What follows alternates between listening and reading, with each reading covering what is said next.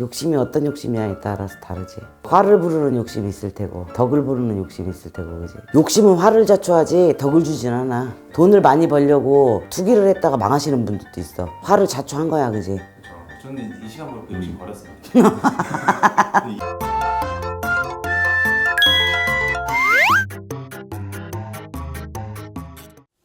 극단적인 질문을 드려보겠습니다. 뭐 어때 또 오늘 극단적인 거 왜 이렇게 좋아해? 계획적인 거 하고 머리가 아파. 인간의 욕심은 많은 게 좋은 걸까? 없는 게 좋은 걸까? 욕심이 어떤 욕심이냐에 따라서 다르지. 화를 부르는 욕심이 있을 테고 덕을 부르는 욕심이 있을 테고, 그지? 물질로 보자면 이제 물질에 대한 욕심, 금전에 대한 욕심, 아니면 뭐 어떤 내가 명예를 얻고자 하는 욕심, 이런 삶에 내가 추구하는 방향에 맞는 욕심들 있잖아요, 선생님. 근데 욕심은 화를 자초하지 덕을 주진 않아. 그래서 욕심도 욕심 나름이라고 돈을 많이 벌려고 투기를 했다가 망하시는 분들도 있어. 화를 자초한 거야, 그지? 그렇죠. 욕심이 없는 사람은 없어. 근데 그 욕심이 어떤 욕심이냐, 얼마나 욕심이냐, 맹목적으로 그냥 무조건 돈에 대한 이상한 집착적인 욕심이냐, 아니면 융통성이 있고 유도리 있는 재물에 대한 욕심이냐의 차이인 거지. 예를 들어서 내가 잘 살고자 하는 욕심은 좋은 욕심이네요. 그렇지. 다만 선을 넘지 않는 선에서, 도가 지나치지 않은 선에서. 그 선이라는 게 어떤 기준일까요? 그건 자기가 알 수 있어. 내가 가지고 있는 만족감에서 나오는 것들에 비례해서 나는 집 한 채만 있으면 돼 하시는 분, 나는 빌딩이 있어야 돼, 나는 삼성을 사야 돼, 이런 분 환장하지. 되든 안 되든 그건 꿈이나 크게 가보자 이거거든. 근데 그렇게 살지 말란 법이 없지는 않아, 그지? 근데 이런 것도 화를 부를까요? 근데 그거를 집착적으로 하시는 분도 있단 말이야. 그래서 돈 버는데 금전적인 돈에 대한 영향력으로 사람한테 못할 짓 한다든가 물불을 안 가리고 하시는 분들이 있어. 나쁜 짓도 서슴해감 없이 하시면서. 도덕적인, 사회 도덕적인 기준을 그치, 벗어나면서 그 화를 자초하는 거지. 그러면은 예를 들어서 저는 롯데 시그니처 거기 백스테이지 사고 싶습니다. 그 340억이 필요해요. 그래서 제 노동력과 저만의 제가 합법적인 뭐 재테크를 통해 가지고 운용이 됐습니다. 또는 운영할 계획이 있어요.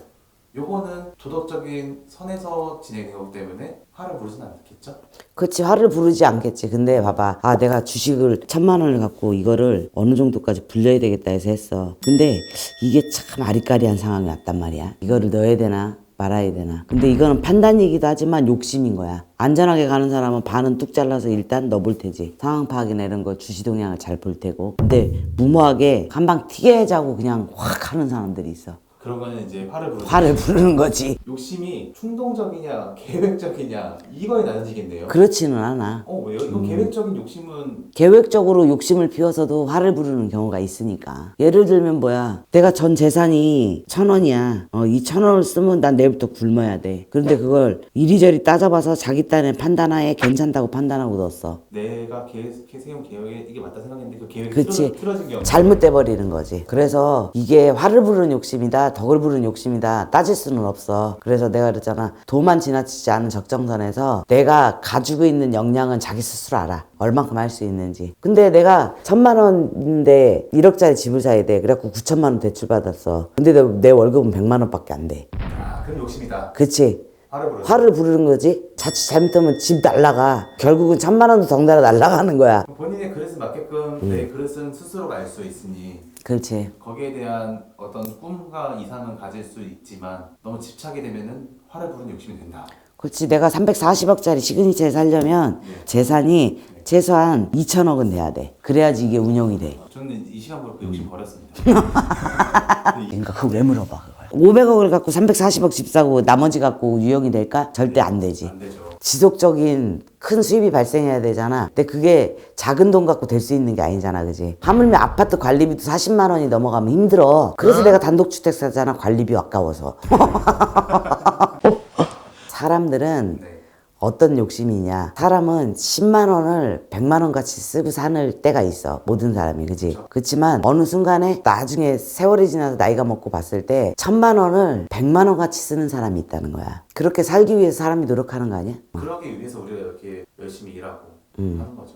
그 내가 얼마 전에 이제 바깥에 나갈 일이 있어서 갔다 오면서 그 생각이 딱 들더라고. 내가 이 10만 원을 100만 원처럼 썼던 때가 있는데 돈 1,000만 원을 100만 원처럼 쓰니까 불편함이 없구나라는 생각을 했던 거지. 그래서 돈이라는 게 이런 거고 사람들이 돈을 벌려고 하는 욕심도 이런 데서 비롯되는 거구나 라는 생각이 들더라고. 1,000만 원을 100만 원 같이 쓰는 게 욕심은 아니지? 그것도 본인 그릇에 따라서 다르지 않을까요? 그렇지. 근데 나는 아무리 잘 살든 못 살든 그건 욕심이라고 봐. 어떤 사람한테는 10,000원이 100,000원 같은 사람이 있고 어떤 사람은 1,000,000원이 10,000원 같은 사람이 있을 테고 각자의 생활에 따라서 다 다르단 말이야. 돈이 많아서 1,000,000원을 100,000원처럼 쓸 수 있는 사람 좀 써줘야 돼. 그래 나라 돌아가니까. 그렇지. 근데 10만 원이 100만 원 같이 써야 되시는 분들은 그렇게 못하지. 음.